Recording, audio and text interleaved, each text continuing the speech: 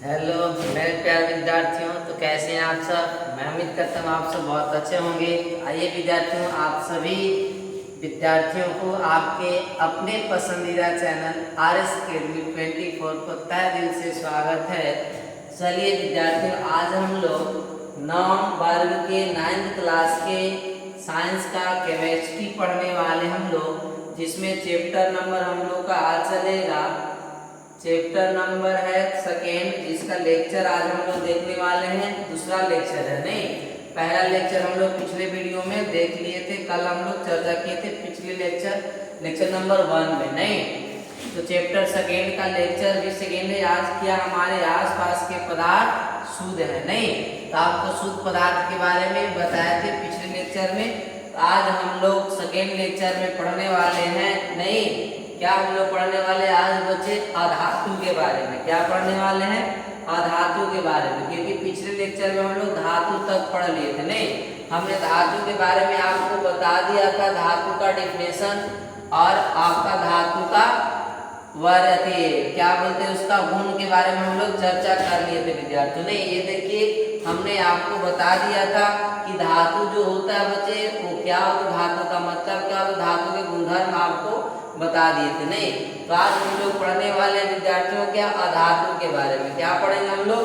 अधातु देखने वाले हैं। नहीं अधातु कहते किसको है। तो आइए हम लोग बिना देर किए शुरू करते हम लोग अधातु के बारे में जानने की कोशिश करते हैं। नहीं तो आपको विद्यार्थियों याद होगा धातु किसे कहा जाता है। तो वे तत्व या वे शुद्ध पदार्थ जो विद्युत एवं ऊष्मा का सुचालक होता है, नहीं उसे हम लोग धातु कहते हैं। तो अधातु तो जस्ट उसका अपोजिट हो जाएगा, यानी अधातु वे तत्व जो विद्युत एवं ऊष्मा के कुचालक होता है उसे क्या कहते हैं विद्यार्थी? हम लोग उसे अधातु कहते हैं सर, नॉन मेटल कहा जाता है। नहीं तो यहाँ पर बच्चे हम लोग धातुओं को दूसरा वर्ग देखने वाले, क्योंकि तत्वों के दूसरा वर्ग है आपका। नहीं हम लोग पढ़े थे तत्व जो होता है उसे 3 वर्गों में विभाजित किया जाता है, धातु, अधातु और उपधातु, जिसमें धातु के बारे में हम लोग अच्छी से चर्चा कर लिए थे। अब हम लोग देखेंगे अधातु के बारे में। अधातु किसे कहा जाता है? नहीं तो अधातु हम लोग बोलते हैं विद्यार्थियों किसे कहा जाता है। यहाँ पर लिखेंगे वे तत्व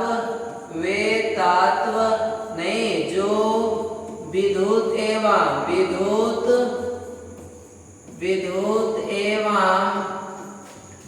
ऊष्मा के कुचालक होता है। विद्युत एवं ऊष्मा के कुचालक होता है उसे क्या कहा जाता है विद्यार्थियों? उसे अधातु कहते हैं। उसे क्या कहते हैं? अधातु कहते हैं सर। नहीं अधातु कहते हैं। तो अब समझ गए मेरे प्यारे विद्यार्थियों, अधातु किसे कहा जाता है? तो वे तत्व जो विद्युत एवं ऊष्मा दोनों का क्या होता है, कुचालक होता है, उसे क्या बोलते हैं हम लोग? अधातु कहते हैं। अब आपके मन में आ रहा होगा सर की विद्युत एवं ऊष्मा के कुचालक का मतलब क्या होता है। तो जैसे आपको धातु में बताया था कि अगर मान लीजिए मार्कर कोई धातु का बना हुआ है, इसके एक छोर में यदि करंट देते हैं तो दूसर का छोर तक तुरंत करंट क्या हो जाता है, पहुंच जाता है। मतलब कि ये धातु यानी ये जो पदार्थ है ये विद्युत का चालन करता है, विद्युत का सुचालक होता है। नहीं ये चीज। और ऊष्मा का सुचालक का मतलब कि जब कोई धातु के इस छोर को आप गर्म करेंगे तो गर्म करने के बाद उसके ऊपर वाला हिस्सा भी क्या हो जाता है, गर्म हो जाता है। मतलब धातु ऊष्मा का भी सुचालक होता है। नहीं ये हम लोग समझ चुके थे। अब अधातु में क्या होता है?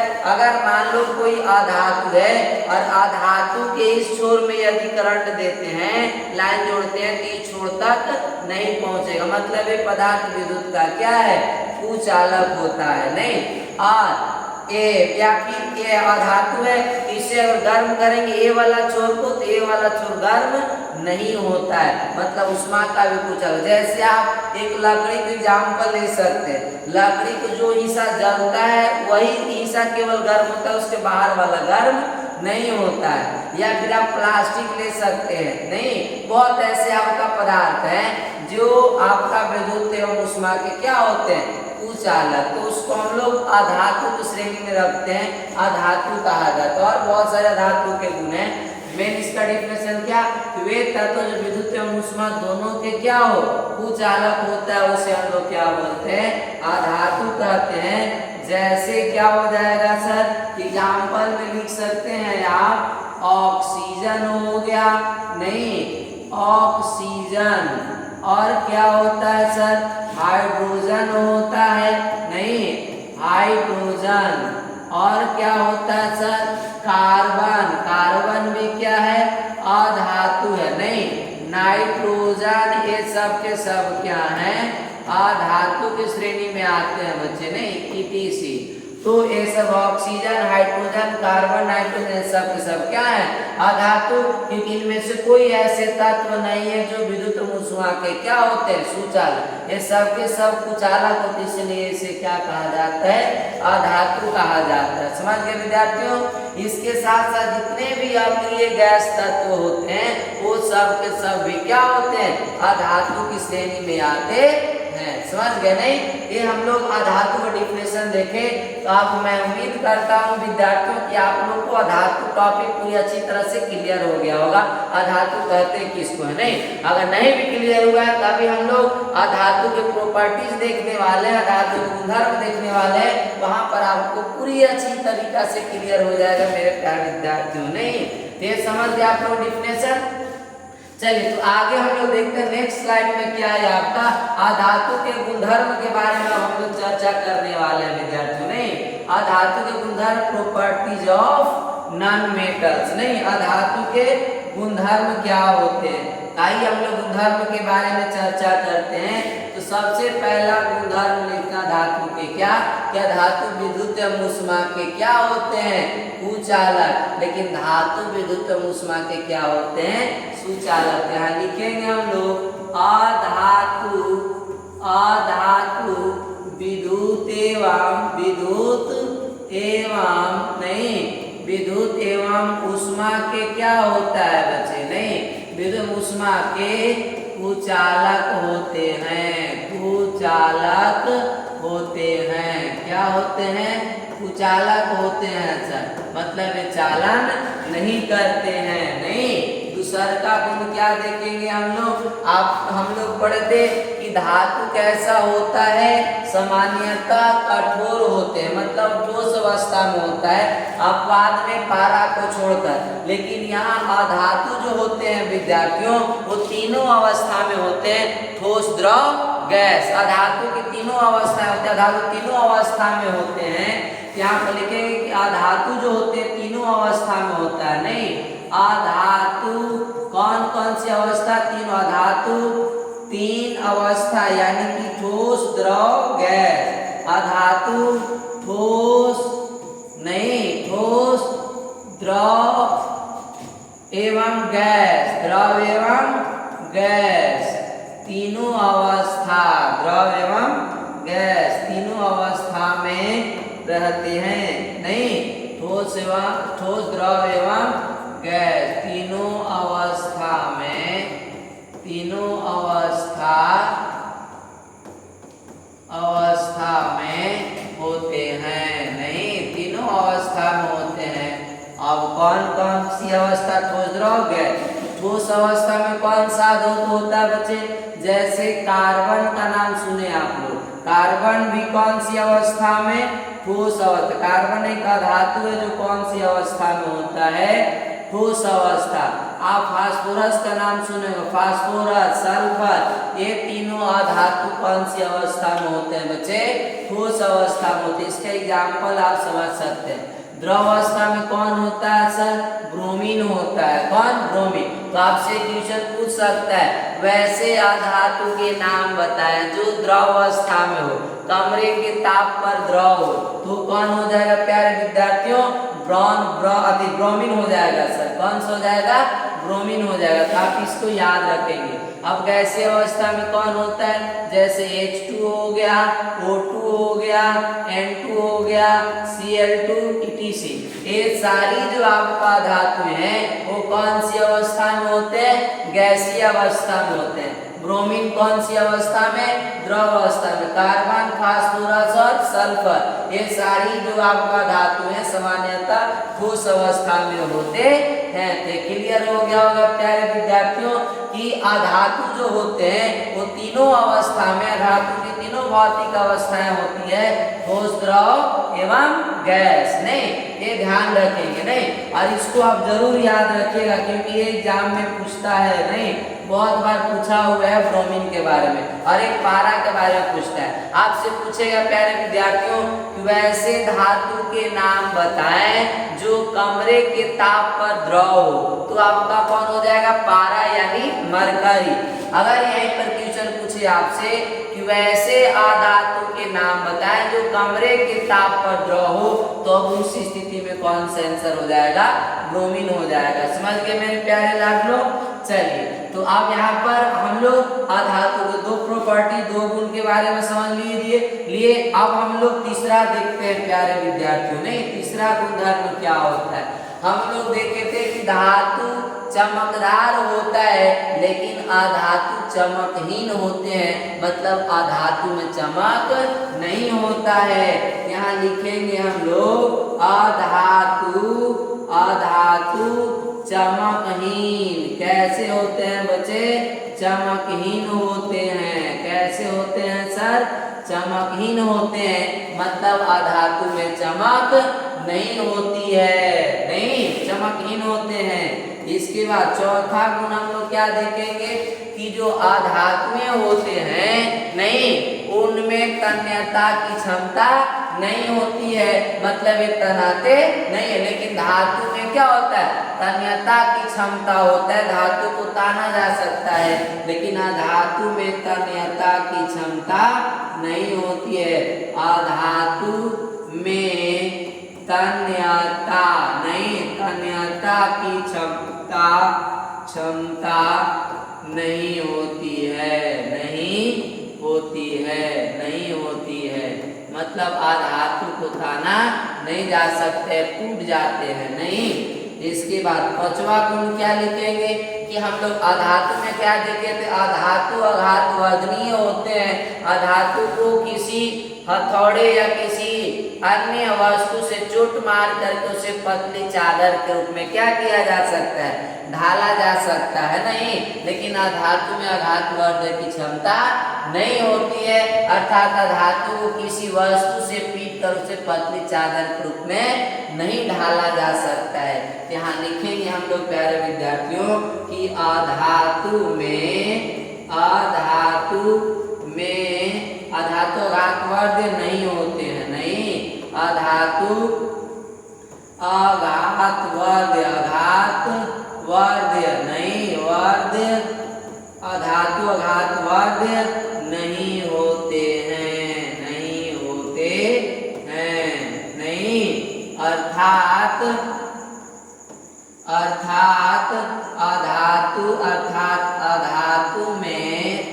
अर्थात अधातु को किसी वस्तु से चोट मारकर पतली चादर के रूप में, नहीं, पतली चादर के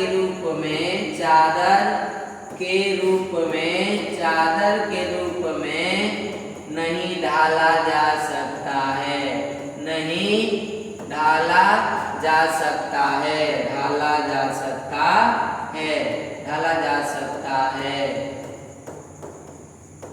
ढाला जा सकता है। यानी कि धातु पर जब आप चोट मारेंगे तो वह पतली चादर पे नहीं ढल करके वो टूट जाता है, मतलब वो बढ़ता नहीं है, लेकिन आप धातु को जब चोट मारेंगे तो वो धीरे धीरे क्या होते जाएगा, बढ़ते जाएगा। परंतु वह धातु को जब किसी दूसरे वस्तु से चोट मारते हैं तो धातु टूट जाता है, वह पतली चादर के रूप में ढल नहीं सकता है। प्यारे विद्यार्थियों, तो समझ गए यहाँ पर हम लोग कितने गुण देखे, 5 गुण हम लोग धातु को देख लिए प्यारे विद्यार्थियों। नहीं, आइए हम लोग अब आगे देखते हैं क्या कि अधातु का और क्या गुण हो सकता है। नहीं, तो अधातु में हम लोग देख सकते हैं कि जो अधातु होता है सर, छठा गुण क्या देखेंगे कि अधातु में इलेक्ट्रॉन ग्रहण करने की क्षमता होती है, परंतु धातु में इलेक्ट्रॉन त्यागने की क्षमता होती है। तो आप ये भी गुण याद रखेंगे, बहुत इंपॉर्टेंट है बच्चे, कि धातु जितने भी होते हैं वो सभी धातु इलेक्ट्रॉन को त्याग कर धन आयन प्राप्त करते हैं, लेकिन अधातु इलेक्ट्रॉन को ग्रहण करके कौन सा आयन प्राप्त करते हैं, ऋण आयन। मतलब कि अधातु में इलेक्ट्रॉन ग्रहण करने की क्षमता होती है और धातु में इलेक्ट्रॉन त्यागने की क्षमता होती है। यहाँ पर इसको भी लिख लेते हैं हम लोग विद्यार्थियों कि अधातु में इलेक्ट्रॉन ग्रहण करने की क्षमता होती है, इलेक्ट्रॉन ग्रहण करने की क्षमता होती है।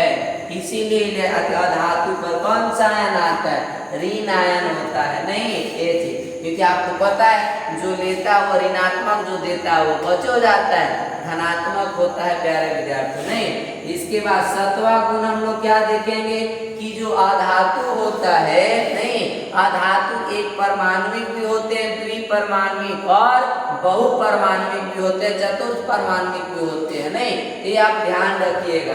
तो अधातु क्या होते हैं बच्चे, एक परमाणविक। क्या होते हैं, एक परमाणविक। क्या होंगे, एक परमाणविक। नहीं, यहाँ लिखेंगे हम लोग अधातु एक परमाणविक, मानविक नहीं, एक परमाणविक।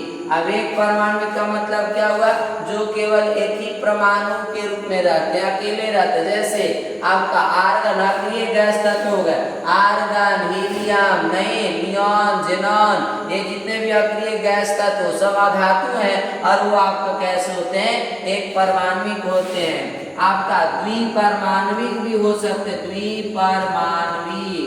परमाणविक नहीं, क्या होते हैं बच्चे, द्विपरमाणविक मतलब दो परमाणु के रूप में रहेंगे। नहीं, यहाँ पर एक परमाणु का एग्जाम्पल क्या हो जाएगा बच्चे, जैसे आर्गन हो गया, आपका हीलियम हो गया। नहीं, पहले हीलियम को लिख लेते हैं। यहाँ पर आपका क्या हो जाएगा, हम लोग पेन बदल करके लिख लेते हैं, हीलियम हो गया, आर्गन हो गया, आप नियॉन के बाद आपका आर्गन, नहीं, नियॉन, आर्गन, नहीं, जेनॉन। इस तरह से एक परमाणु के रूप में रहते, अकेले रहते हैं। नहीं, इसके बाद द्विपरमाणु जैसे बच्चे आपका हो जाएगा O2, नहीं, H2Cl2, ये सब क्या है, द्विपरमाणविक होते हैं, त्रिपरमाणविक होते हैं। नहीं, तो अधातु एक परमाणु, द्विपरमाणविक, त्रिपरमाणविक नहीं, मानविक, त्रिपरमाणविक और क्या, चतुर्थ मतलब बहुपरमाणविक लिख सकते हैं, बहुपरमाणविक होते हैं एवं बहुपरमाणविक होते हैं, बहुपरमाणविक होते हैं, बहुपरमाणविक नहीं, परमाणविक होते हैं। ये सब हम लोग पढ़ेंगे बच्चे, एक परमाणु, द्विपरमाणविक, त्रिपरमाणविक, चतुर्थ परमाणविक और एक होता है बहुपरमाणविक। नहीं, ये सारी हम लोग एक एक करके पढ़ेंगे और आगे आपका आएगा वहां पर हम लोग देखेंगे। तो एक परमाणु का मतलब ये परमाणु जो अकेले रहता है, केवल एक ही परमाणु होते हैं उसमें, तब आपका क्या होगा, एक परमाणु। द्विपरमाणु का मतलब जब दो समान परमाणु आपस में जुड़े रहते हैं तो उसको क्या बोलेंगे हम लोग, द्विपरमाणु। त्रिपरमाणु जब तीन परमाणु आपस में जुड़े रहेंगे या जिसकी संयोजकता 3 होगा तो उसको हम लोग क्या बोलेंगे, त्रिपरमाणु बोला जाता है। समझ गए नहीं। बहुपरमाणु का मतलब जब 4 से ज्यादा हो जाएंगे परमाणु नहीं, जिसकी समझ आता है आपका क्या होता है 4 से ज्यादा, या फिर हम लोग कह सकते हैं कि जो आपका चतुष्परमाणु मतलब आयतन उसमें 4 से ज्यादा इलेक्ट्रॉन होता है तो उसको क्या होता है बहुपरमाणु का मतलब ये बोल सकते हैं जो आपका 4 परमाणु से ज्यादा परमाणु से मिलकर बना होता है तो उसको क्या बोलते हैं हम लोग बहुपरमाणिक बोलते हैं। जैसे S8 सल्फर वो आपका बहुपरमाणिक होता है क्योंकि उसमें 4 को से ज्यादा परमाणु है। सल्फर S8 मतलब 8 सल्फर मिल करके आपका सल्फर अणु का निर्माण करते हैं तो आपका बहुपरमाणिक हो गया। तो सिंपल है बच्चे, जब केवल एक परमाणु से मिलकर बनेंगे तो एक परमाणु, और द्विपरमाणु मतलब 2 परमाणु आपस में जुड़े हुए रहेंगे द्विपरमाणु, त्रिपरमाणु मतलब 3 परमाणु आपस में उसको त्रिपरमाणु बोलेंगे नहीं। और आपका जो बहुपरमाणु का मतलब जो 4 परमाणु से मिलकर बनेगा उसको क्या बोलेंगे हम लोग 4 से ज्यादा आपका होगा उसको बहुपरमाणु कहा जाता है। तो धातु होते हैं बच्चे एक परमाणु, द्विपरमाणु, त्रिपरमाणु और बहुपरमाणु भी हो सकते हैं, चतुष्परमाणु भी हो सकते हैं। समझ गए नहीं? ये हम लोग गुण देखे किसके बारे में विद्यार्थियों, धातुओं के प्रॉपर्टीज के बारे में हम लोग देखे नहीं, ये सारी चीजें था। अब हम लोग धातु में कुछ अपवाद है। कैसे क्या अपवाद है हम लोग देखिए, धातु चमकहीन होते हैं नहीं, और धातु विद्युत का क्या होता है कुचालक, लेकिन कुछ एक ऐसे धातु जो विद्युत का क्या होता है सुचालक। तो अपवाद को भी लिख लेंगे बच्चे हम लोग नहीं।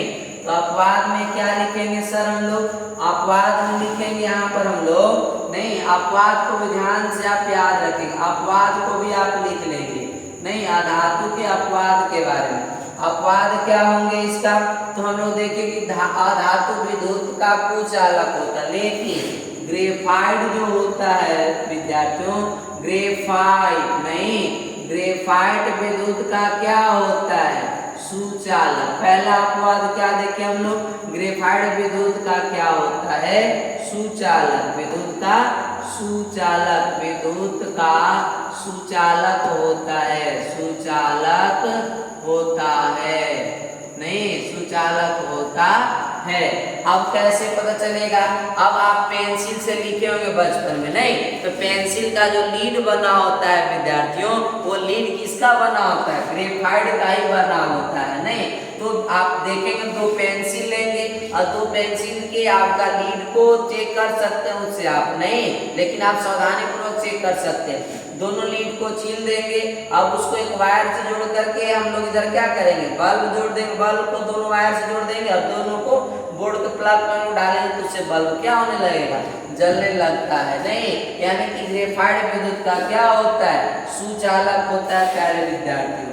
इसके बाद हम लोग दूसरा क्या अपवाद देखेंगे, हम लोग देखें कि जो अधातु होता है वो आपका चमकहीन होता है। हम लोग क्या लिखे कि अधातु कैसे होते हैं चमकहीन, लेकिन कुछ ऐसे अधातु जैसे ग्रेफाइट और कौन ग्रेफाइट नहीं, ग्रेफाइट और आपका आयोडीन, ग्रेफाइट एवं आयोडीन, ग्रेफाइट एवं आयोडीन, ग्रेफाइट एवं आयोडीन, क्या विद्यार्थियों आयोडीन नहीं, ग्रेफाइट एवं आयोडीन कैसे होते हैं चमकदार, कैसे होते हैं चमकदार होते हैं, मतलब इनमें चमक होती है, ये चमकते हैं, लेकिन ये अपवाद में 2 ही है, बाकी धातु में चमक नहीं होता है प्यारे विद्यार्थी नहीं, ये ध्यान रखेंगे।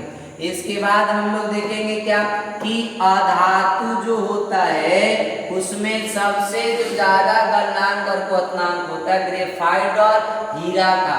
अरे याद रखिएगा हीरा अधातु है, लेकिन सबसे कठोर जो आपका तत्व पूछे तो सबसे कठोर पदार्थ तो कौन होता है विद्यार्थियों हीरा होता है नहीं। यहाँ ये भी लिखेंगे हम लोग ग्रेफाइट एवं हीरा, ग्रेफाइट एवं हीरा नहीं, हीरा के गलनांक एवं कवथनांक, गलनांक, गलनांक एवं कवथनांक, कवथनांक क्या होता है प्यारे विद्यार्थियों ऊंच होता है सर, क्या होता है ऊंच मतलब ज्यादा होता नहीं ऊंच होता है, क्या होता है ऊंच होता है सर नहीं। नहीं? तो याद रखेंगे। अब आपके मन में आ रहा होगा सर गलनांक क्या होता है? तो गलनांक के बारे में आप पिछले चैप्टर में पढ़े होंगे। गलनांक का मतलब वह ताप बिंदु जिस पर कोई ठोस पदार्थ पिघलकर द्रव में परिवर्तित हो जाता है, तो उसे क्या कहते हैं हम लोग विद्यार्थियों? गलनांक बोलते हैं। क्वथनांक का मतलब क्या? वह ताप बिंदु जिस पर कोई भी द्रव किसमें बदल जाता है? वाष्प में यानी गैसीय अवस्था में बदल जाता है, उस ताप को क्या बोला जाता है? क्वथनांक कहा जाता है। प्यारे विद्यार्थियों तो समझ गए नहीं? ये हम लोग का क्या था? ये हम लोग का था आपका अधातु के गुणधर्म के बारे में। अब प्यारे विद्यार्थियों मैं उम्मीद करता हूं कि आप सभी विद्यार्थियों को ये अधातु के बारे में पूरी अच्छी तरह से आपका क्लियर हो गया होगा। आप किसी भी विद्यार्थी को डाउट्स नहीं होगा। अगर आपको डाउट्स है किसी भी सब वर्ड के बारे में तो आप हमसे पूछ सकते हैं। आप अपना डाउट्स को कमेंट में लिखिएगा, मैं कमेंट देखकर आपकी डाउट्स को तुरंत सॉल्व करने की कोशिश करूंगा। समझ गए प्यारे विद्यार्थियों? तो हम लोग पढ़ लिए धातु और अधातु, क्लियर हो गया हम लोग को नहीं? अब हम लोग को तीसरा आपका क्या है? उपधातु। क्या पढ़ेंगे प्यारे विद्यार्थियों? उपधातु। अब उपधातु क्या होता है सर? उपधातु में कुछ नहीं, आपको याद रखना, बस खाली इतना ध्यान रखना है, उपधातु मेटल बाइट्स मतलब होता है वे तत्व जिसमें धातु और अधातु दोनों का गुण पाया जाता है, उसको क्या बोलते हैं हम लोग? उपधातु कहते हैं। मतलब इसमें दोनों का कुछ गुण पाया जाएगा, कुछ धातु का तो कुछ अधातु का, उसे क्या बोला जाता है? उपधातु कहा जाता है। और आपका कुल जो तत्व हैं, टोटल जो एलिमेंट्स हैं, उसमें से अधिकतम धातुओं की संख्या है, इसके बाद अधातु और सबसे कम जो तत्वों की संख्या है वो कौन सी तत्वों की संख्या है? उपधातु की संख्या बहुत कम है प्यारे विद्यार्थियों। नहीं, आवर्त सारणी में आपको बताएंगे, वहां पर नहीं, आवर्त सारणी जब आएगा तो हम लोग देखेंगे। आपका वो नेक्स्ट क्लास में है, 10th क्लास में जाएंगे तो वहां पर आपका पढ़ना नहीं तत्वों की आवर्त वर्गीकरण। तो अब यहाँ पर बच्चा आपको ध्यान रखना है कि अभी आधुनिक आवर्त सारणी में कुल तत्वों की संख्या कितना है? 118 एलिमेंट्स हैं, जिनमें अधिकतम संख्या सबसे ज्यादा किसकी संख्या? धातु का, इसके बाद है अधातु और सबसे कम जो संख्या है वो किसका है प्यारे विद्यार्थियों? उपधातु की सबसे कम संख्या है। नहीं, तो चलिए हम लोग उपधातु डिफिनेशन के बारे में समझते हैं। नहीं, अब धातु का डिफिनेशन क्या होगा? इसका डिफिनेशन लिखेंगे हम लोग क्या विद्यार्थियों? वे तत्व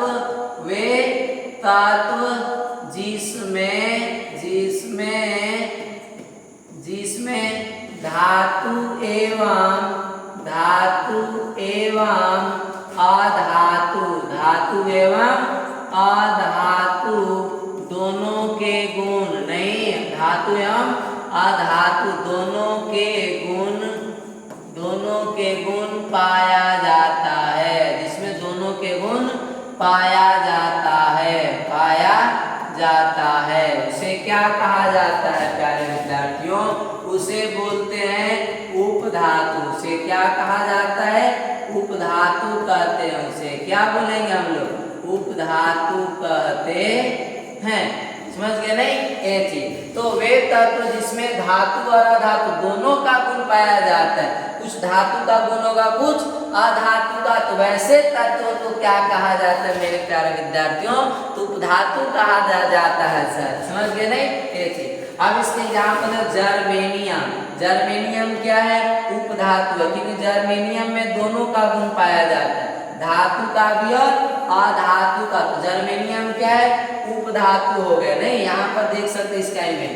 आर्सेनिक ये भी क्या है? उपधातु। बोरान ये भी क्या है? उपधातु।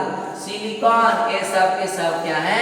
उपधातु है। उपधातु को उतना बढ़ाती नहीं है, इसके बारे में आपको नहीं ज्यादा नहीं रखना है। तो ये आपका germanium, arsenic, boron, silicon, tellurium, antimony, ये सारी जो आपका तत्व है ये सब के सब क्या है? उपधातु है प्यारे विद्यार्थियों। तो याद रहेगा ना आपको? उपधातु का मतलब कि जिसमें धातु और धातु दोनों का गुण पाया जाता है उसे क्या बोलते हैं हम लोग उपधातु कहते हैं प्यारे विद्यार्थियों। नहीं ये हम लोग को अब तत्व खत्म होता है नहीं, यहीं पर तत्व के बारे में हम लोग पढ़ लिए नहीं। चलिए विद्यार्थियों तो अब हम लोग आगे हम लोग का टॉपिक क्या आएगा कि शुद्ध पदार्थ का वर्गीकरण किए थे हम लोग तत्व और किसमें यौगिक में। तो तत्व को भी 3 वर्गों में वर्गीकृत किया गया था, धातु अधातु और उपधातु, जिसमें हम लोग धातु अधातु उपधातु तीनों पढ़ लिए। अब हम लोग का अगला जो टॉपिक आएगा मेरे प्यारे विद्यार्थियों वो आपका यौगिक आएगा, कंपाउंड्स का आएगा नहीं। हम लोग कंपाउंड्स के बारे में पढ़ने वाले हैं। चलिए देखिए यहाँ पर आ गया नहीं, कंपाउंड्स के बारे में पढ़ेंगे हम लोग नहीं। अब यौगिक किसे कहा जाता है तो आपको पता होगा प्यारे विद्यार्थियों कि जो तत्व होते हैं वो एक ही प्रकार के परमाणुओं से मिलकर बने होते हैं नहीं। लेकिन यहाँ यौगिक में क्या होगा कि वे शुद्ध पदार्थ नहीं जो 2 या 2 से अधिक भिन्न तत्वों के नहीं मिलने से बनते हैं। भिन्न प्रकार के मतलब अलग अलग प्रकार के 2 तत्व या 2 से ज्यादा तत्व जब आपस में मिलते हैं और उनसे जो बनने वाले पदार्थ होता है उससे क्या कहा जाता है यौगिक कहा जाता है प्यारे विद्यार्थियों। समझ गए नहीं। यहाँ पर हम लोग लिखेंगे क्या डिफिनेशन इसको पहले लिखते हैं इसके बाद आपको समझाते हैं। तो लिखेंगे हम लोग वे शुद्ध पदार्थ, वे शुद्ध पदार्थ नहीं शुद्ध पदार्थ जो 2 या 2 से अधिक जो 2 या 2 से अधिक नहीं 2 या 2 से अधिक। अब देखिए 2 या 2 से अधिक क्या होगा आपका भिन्न प्रकार के मतलब अलग अलग प्रकार के नहीं अलग अलग प्रकार 2 या 2 से अधिक नहीं 2 या 2 से अधिक भिन्न तत्वों भिन्न या अलग 2 या 2 से अधिक 2 या 2 से अधिक विभिन्न प्रकार के या भिन्न प्रकार के तत्वों नहीं तत्वों से मिलकर बना होता है उसे क्या कहते हैं मेरे प्यारे विद्यार्थियों उसे यौगिक बोला जाता है सर। उसे क्या कहते हैं यौगिक कहते हैं उसे यौगिक कहते हैं। तो याद रहेगा कि वे शुद्ध पदार्थ जो 2 या 2 से अधिक भिन्न प्रकार के तत्वों से मिलकर बना होता है उसे क्या बोलते हैं हम लोग यौगिक कहते हैं। जैसे आप देख सकते हैं H2O इसमें 2 और 1 3 तत्व हैं लेकिन 2 आपका एक प्रकार का एक क्या है अलग यानी हाइड्रोजन और ऑक्सीजन क्या है अलग अलग प्रकार के यानी कि जल हो गया। तो जल भी क्या है विद्यार्थियों यौगिक। आपका NaCl नहीं यानी नमक इसमें भी कितने तत्व हैं 2 न सोडियम और क्लोरीन ये आपका क्या हो जाएगा यौगिक। अब H2SO4 ये आपका सल्फ्यूरिक अम्ल क्या हो जाएगा सल्फ्यूरिक अम्ल नहीं सल्फ्यूरिक अम्ल ये भी क्या है प्यारे विद्यार्थियों यौगिक नहीं ETC। इस तरह से बहुत सारे क्या हो जाएंगे आपका कार्बन डाइऑक्साइड ग्लूकोज सुक्रोज ये सब के सब क्या है यौगिक हैं। क्योंकि इनमें भी देखिए 2 से ज्यादा प्रकार के तत्व हैं है कि नहीं हाइड्रोजन है सल्फर और क्या है ऑक्सीजन 2 से ज्यादा संख्या भी है 2 से ज्यादा प्रकार भी हो सकता है। समझ गए ना विद्यार्थियों। तो आपका यौगिक के बारे में हम लोग डिफिनेशन देख लिए। अब यहाँ पर आपको दिमाग थोड़ा सा लगाना होगा मेरे प्यारे विद्यार्थियों क्या कि अगर यहाँ पर पूछा जाए कि सभी अणु को यौगिक नहीं कहा जा सकता है परंतु सभी यौगिक को अणु कह सकते हैं। किन बता रहे हैं क्योंकि आपसे पूछा जाएगा तत्वों के सूक्ष्मतम कण क्या होता है तो तत्वों के सूक्ष्मतम कण परमाणु होता है। लेकिन यौगिक के सूक्ष्मतम कण यानी सबसे छोटा कण क्या होता है प्यारे विद्यार्थियों? अणु होता है। नहीं तो अब अणु के बारे में आपको समझना है। अणु का मतलब कि जब दो या दो से अधिक प्रकार के तत्व आपस में मिले हुए रहते हैं उसको क्या बोलते हैं? अणु। लेकिन अणु में एक ही प्रकार का भी तत्व होगा नहीं, और आपका अलग अलग प्रकार के भी हो सकते हैं। तो अणु हम लोग H2O को अणु भी बोल सकते हैं, यौगिक भी बोल सकते हैं। लेकिन O2 को अणु बोलेंगे, परंतु O2 आपका ऑक्सीजन जो है ये यौगिक नहीं है, ये ध्यान रखिएगा। H2 ये अणु है परंतु यौगिक नहीं कहा जा सकता है, क्योंकि इसमें दो तत्व हैं परंतु दोनों एक ही प्रकार का तत्व, दोनों हाइड्रोजन है, इसलिए ये अणु होगा परंतु यौगिक नहीं होगा, ये ध्यान रखिएगा। Cl2 ये विद्यार्थियों अणु है परंतु Cl2 को हम लोग यौगिक नहीं कहेंगे, समझ गए नहीं? तो सभी यौगिक को क्या कहा जा सकता है? अणु कहा जा सकता है, परंतु सभी अणु को यौगिक नहीं कह सकते हैं मेरे प्यारे विद्यार्थियों, समझ गए नहीं? तो आपसे अगर कोई पूछे कि O2 क्या यौगिक है तो नहीं, O2 अणु है परंतु यौगिक नहीं है। क्लियर हो गया नहीं? एक बार फिर से सुन लीजिए कि प्रत्येक यौगिक को अणु कहा जा सकता है परंतु प्रत्येक अणु को यानी सभी अणु को यौगिक नहीं कहा जा सकता है। क्यों नहीं सर? क्योंकि अणु एक ही प्रकार के तत्वों से भी मिलकर बना होता है, भिन्न प्रकार के तत्वों से मिलकर के भी बना होता है। नहीं तो एक ही प्रकार के तत्वों से बनेगा वो अणु होगा, यौगिक नहीं होगा मेरे प्यारे विद्यार्थियों, समझ गए नहीं? ये हम लोग किसके बारे में देखे अभी? यौगिक के बारे में। तो याद रखिएगा। और यौगिक का सूक्ष्मतम कण कौन होता है? सूक्ष्मतम कण कौन होता है मेरे प्यारे विद्यार्थियों? नहीं सूक्ष्मतम कण कौन होता है? तो अणु होता है, याद रखिएगा। और तत्वों के सूक्ष्मतम कण कौन होता है ये भी आप याद रखेंगे। तत्व के सूक्ष्मतम कण जो होता है, तत्व के सूक्ष्मतम यानी कण सबसे छोटा कण कौन होता है बच्चे? परमाणु होता है, क्योंकि तत्व परमाणुओं से मिलकर बना होता है। और आप कह सकते हैं कि यौगिक दो या दो से अधिक भिन्न प्रकार के तत्वों से मिलकर बना होता है, या आप बोल सकते हैं अणुओं से मिलकर बना होता है। उसे हम लोग क्या बोलते हैं? यौगिक कहा जाता है प्यारे विद्यार्थियों, समझ गए नहीं?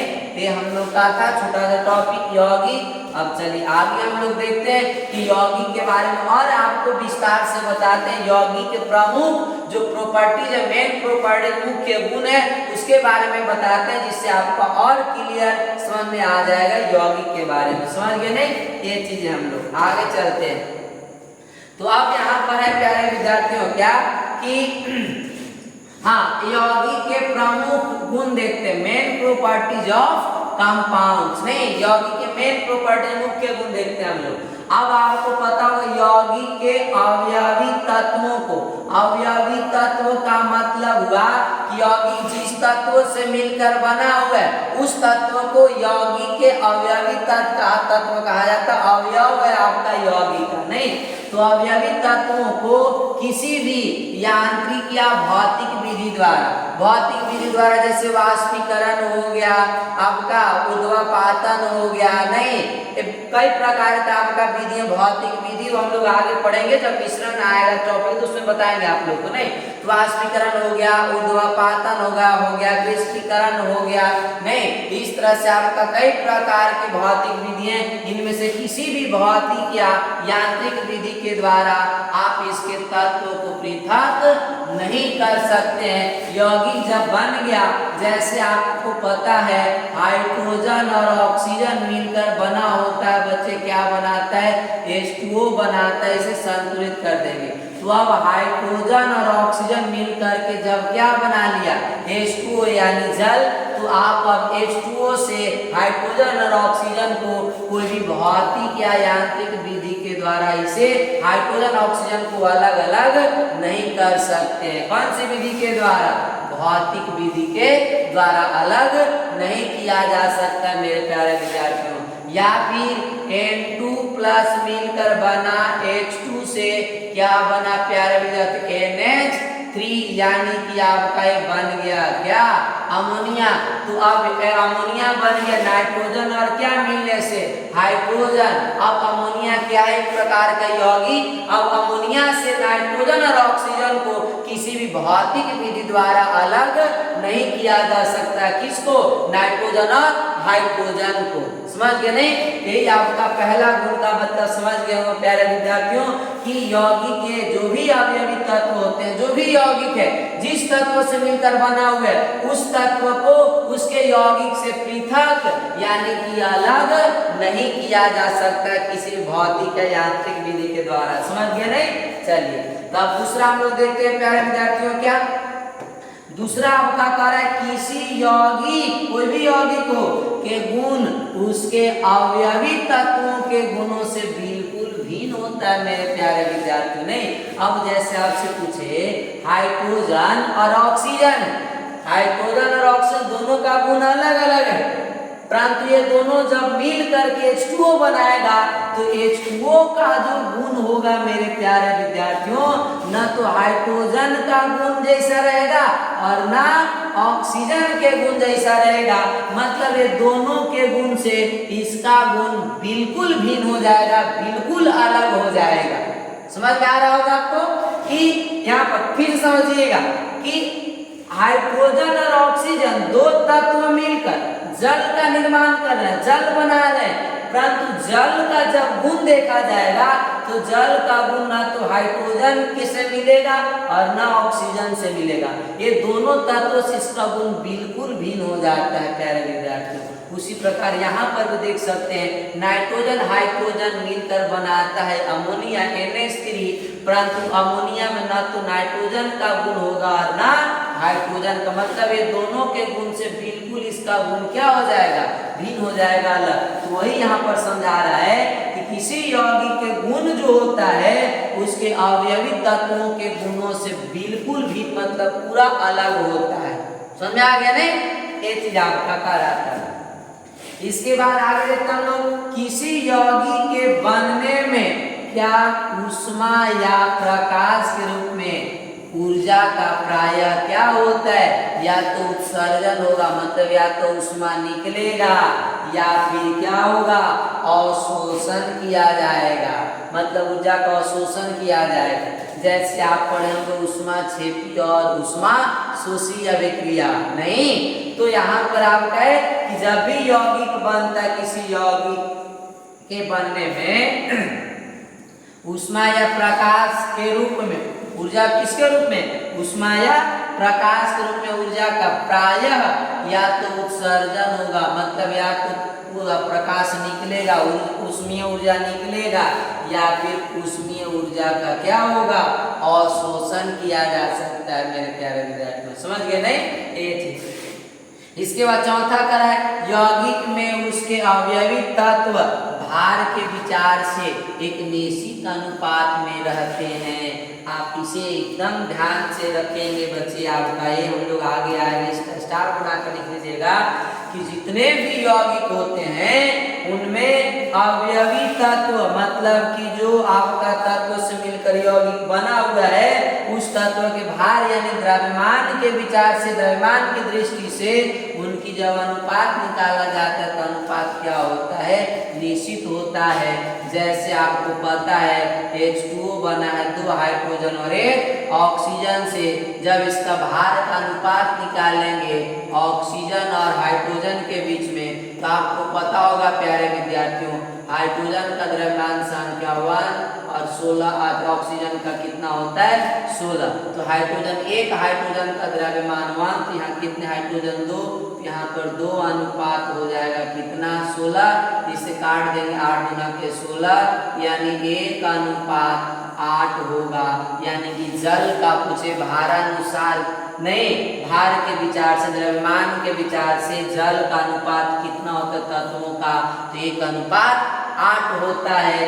चाहे आप जल को किसी भी स्रोत से या किसी भी माध्यम से प्राप्त करें तो जल के बच्चे आपका जो अनुपात होता है वो निश्चित 1 अनुपात कितना होता है 8 होता है मेरे प्यारे विद्यार्थियों। नहीं, या फिर इसी तरह से आप अमोनिया का भी निकाल सकते हैं NH3 में आप किसका निकालेंगे, नाइट्रोजन और हाइड्रोजन का अनुपात, तो क्या आ जाएगा बच्चे, नाइट्रोजन का होता है कितना 14 और हाइड्रोजन का होता है कितना 1। अब यहाँ पर 14 अनुपात कितना और हाइड्रोजन एगो का 1 है, तीनों का 3 हो जाएगा ना, यानी 14 अनुपात कितना में रहेगा आपका 3 में भारों का अनुपात। इसी प्रकार आप कार्बन डाइऑक्साइड का निकाल सकते हैं प्यारे विद्यार्थियों।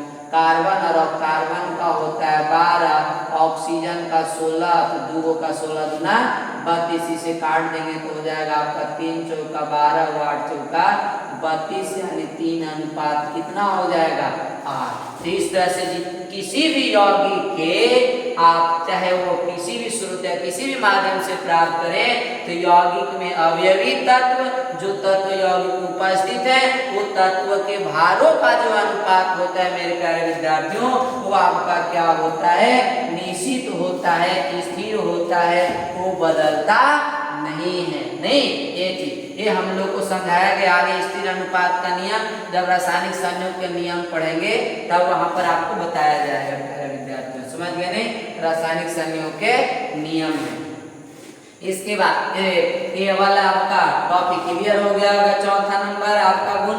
इसके बाद यौगिक के द्रवनांक एवं कवचनांक क्या होता है, निश्चित होता है।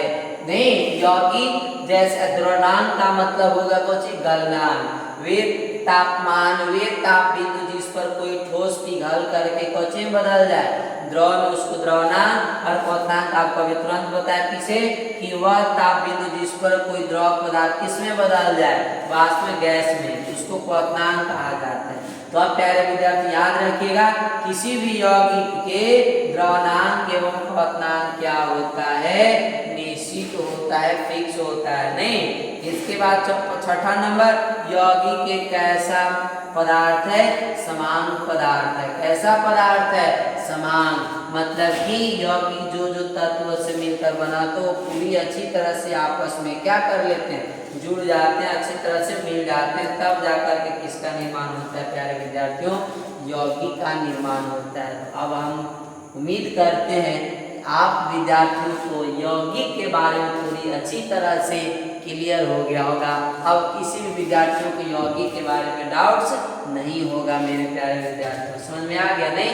तो आप अगर चाहें तो इसे आप अपनी अच्छी तरह से इसे क्या कर सकते हैं, नोट कर सकते हैं कॉपी में। इसका यौगिक का प्रॉपर्टीज में हमने आपको लिखवा दिया, समझा दिया, समझ गए नहीं? और ये आपका 6 पॉइंट्स लिखवा यौगिक के बारे में। ये 6 पॉइंट में से कोई भी पॉइंट्स में अगर आपको दिक्कत रह गया हो तो आप हमसे पूछ सकते हैं, अपना डाउट्स को कमेंट में लिख सकते हैं मेरे प्यारे विद्यार्थियों, समझ गए नहीं? ये हम लोग का था यौगिक के प्रमुख गुणधर्म, समझ गए नहीं? अब हम लोग आगे देखते हैं यौगिक के, हम लोग अब वर्गीकरण करते हैं। किसका वर्गीकरण प्यारे विद्यार्थियों, यौगिकों का। नहीं, यौगिक का वर्गीकरण, किसका वर्गीकरण देखेंगे, यौगिकों का वर्गीकरण, वर्गीकरण नहीं, वर्गीकरण यानी क्लासिफिकेशन ऑफ कंपाउंड्स। नहीं, क्लासिफिकेशन ऑफ क्या देखेंगे, कंपाउंड देखेंगे हम लोग। नहीं, क्लासिफिकेशन,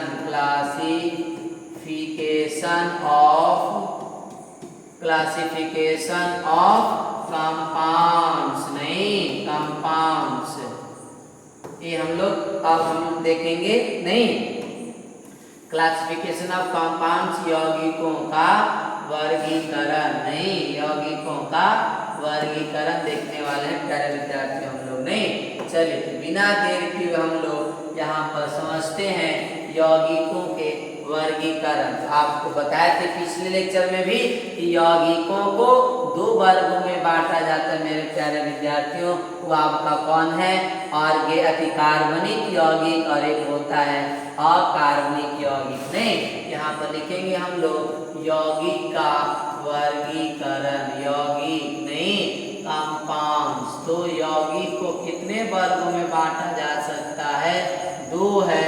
वो कौन कौन है, तो पहला है कार्बनिक यौगिक। कौन है प्यारे विद्यार्थियों, कार्बनिक यौगिक। कौन सा यौगिक, कार्बनिक यौगिक। यानी ऑर्गेनिक केमिस्ट्री, अरे वो sorry chemistry compound, organic compounds नहीं ऑर्गेनिक कंपाउंड्स है। इसके बाद हम लोग दूसरा कौन सा देखेंगे, अकार्बनिक यौगिक, अकार्बनिक यौगिक नहीं अकार्बनिक यौगिक जिसे कहा जाता है inorganic, inorganic compound, inorganic compounds नहीं इनऑर्गेनिक कंपाउंड्स, कंपाउंड समझ गए प्यारे विद्यार्थियों। अब यहाँ पर समझते हैं कि सर ऑर्गेनिक किसको बोलेंगे, इनऑर्गेनिक किसे कहा जाता है। तो आप ध्यान रखिएगा वे यौगिक जिसमें कार्बन और हाइड्रोजन दोनों उपस्थित हो उसे क्या बोला जाता है, कार्बनिक यौगिक। या आप इतना याद रखें जिसमें कार्बन उपस्थित है उसे कार्बनिक यौगिक बोलेंगे, जिसमें कार्बन नहीं है उसको क्या बोला जाता है, अकार्बनिक यौगिक कहा जाता है। नहीं ये ध्यान रखेंगे। तो कार्बनिक यौगिक का मतलब क्या, जैसे CH4 इसमें क्या है कार्बन भी और हाइड्रोजन।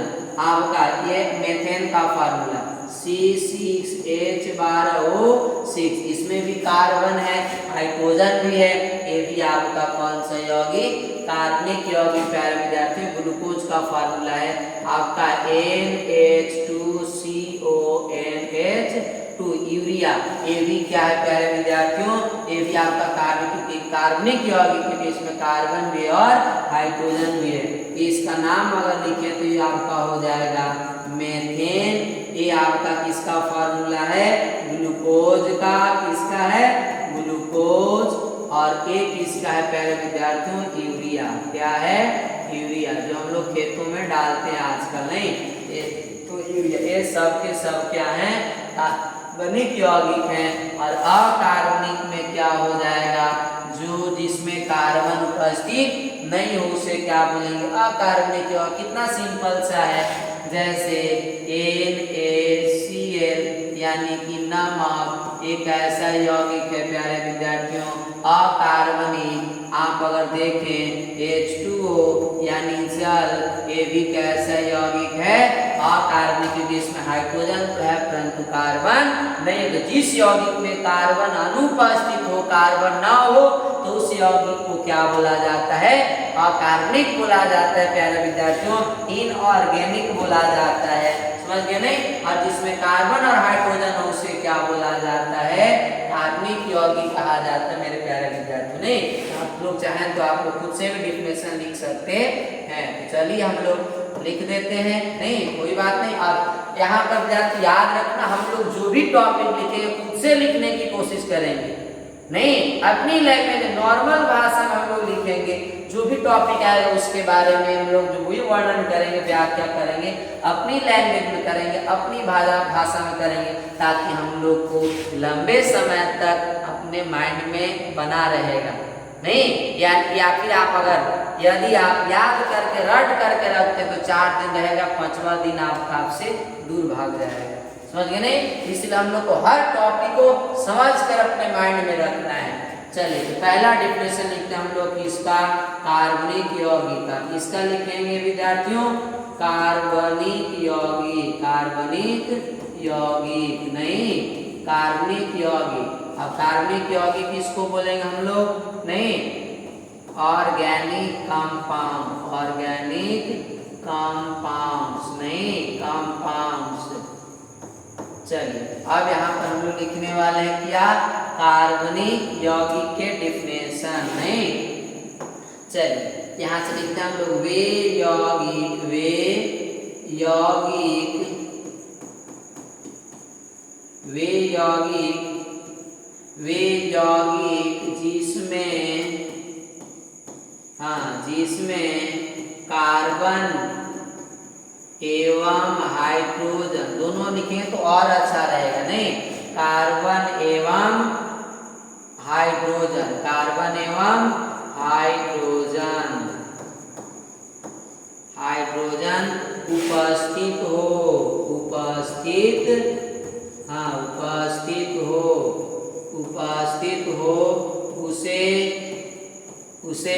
कार्बनिक यौगिक कहते हैं। उसे क्या कहते हैं मेरे प्यारे विद्यार्थियों? कार्बनिक यौगिक बोलते हैं, उसे कार्बनिक यौगिक कहते हैं। कितना आसान डिफिनेशन है, कोई दिक्कत आप लोग को? नहीं सर, नहीं। वे यौगिक जिसमें कार्बन हाइड्रोजन उपस्थित हो उसे क्या बोला जाता है? कार्बनिक यौगिक कहा जाता है। एग्जाम्पल आपको यहाँ पर लिखा हुआ है, जैसे हम लोग लिख सकते हैं CH4 मीथेन, C6H12O6 ग्लूकोज, आपका यूरिया NH2CONH2, ये सब के सब क्या हो जाएंगे आपका प्यारे विद्यार्थियों? कार्बनिक यौगिक। कौन से यौगिक? कार्बनिक यौगिक। तो कार्बनिक यौगिक क्लियर हो गया होगा, समझ गए नहीं? चलिए अब आगे हम लोग चलते हैं अकार्बनिक की तरफ।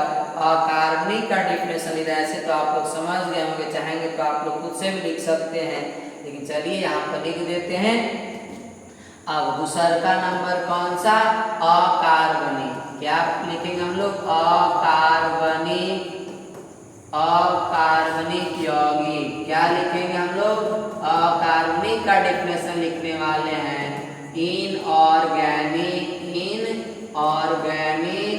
कंपाउंड्स। इनऑर्गेनिक कंपाउंड्स नहीं, अब इनऑर्गेनिक कंपाउंड जस्ट इसका अपोजिट हो जाएगा। वे यौगिक जिसमें कार्बन अनुपस्थित हो उसे क्या बोलेंगे हम लोग? अकार्बनिक। और ये भी आपको कंफ्यूज नहीं होना है, अगर हाइड्रोजन उपस्थित है कार्बन अनुपस्थित है तो भी अकार्बनिक है, कार्बनिक नहीं होगा बच्चे, समझ गए नहीं? ये थी। चलिए अब इसका डिफिनेशन हम लोग लिखते हैं बिना देर किए हुए। क्या लिखेंगे? वे यौगिक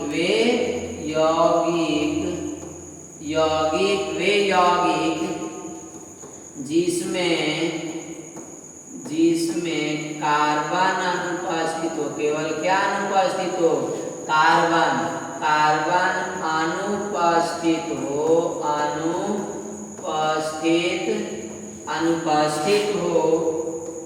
अनुपस्थित हो उसे क्या कहा जाता है? अकार्बनिक। क्या कहा जाता है? अकार्बनिक यौगिक कहते हैं, उसे अकार्बनिक यौगिक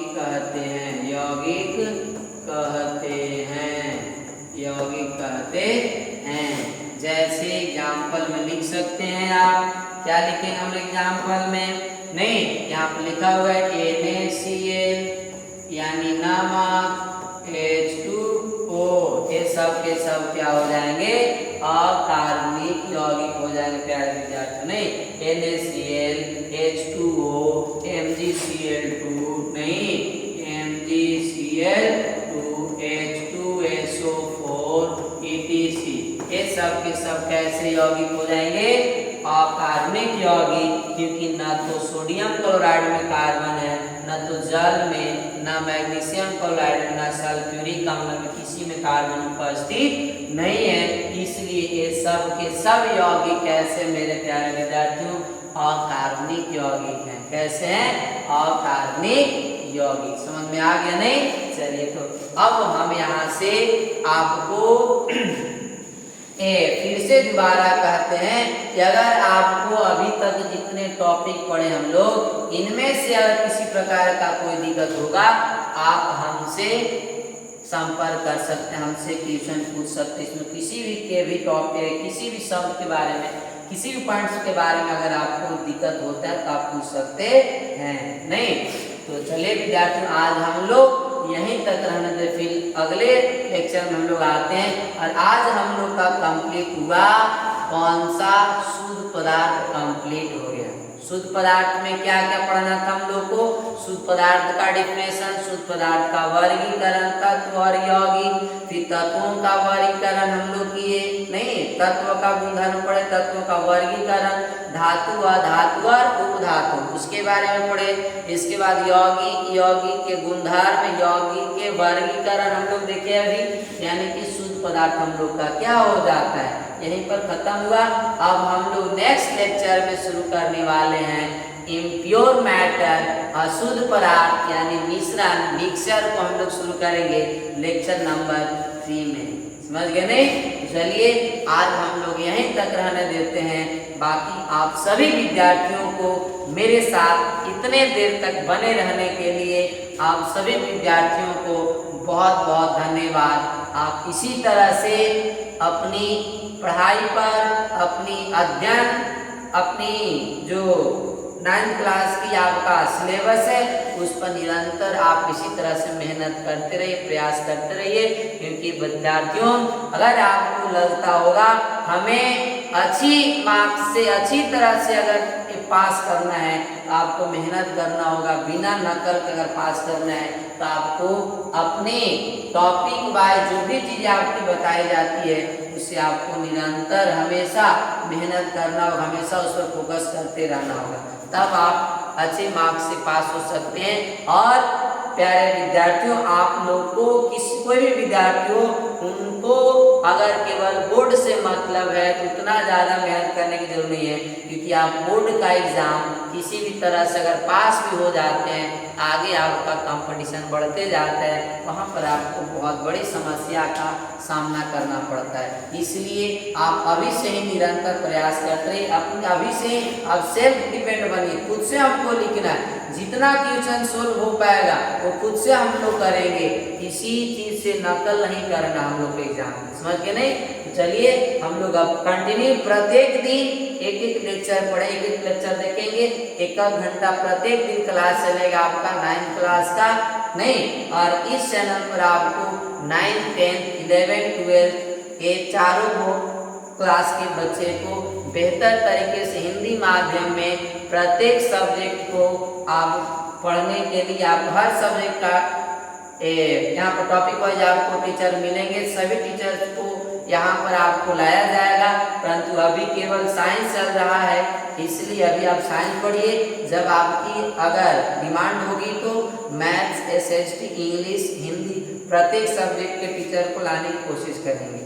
चलिए आज यहीं तक हम लोग, फिर मिलते हैं नेक्स्ट लेक्चर में, अगले वीडियो में। तब तक आप लोग इसे फिर से दोबारा रिवाइज करते रहिए। फिर मिलते हैं नेक्स्ट लेक्चर में, अगले वीडियो में। तब तक के लिए गुड बाय।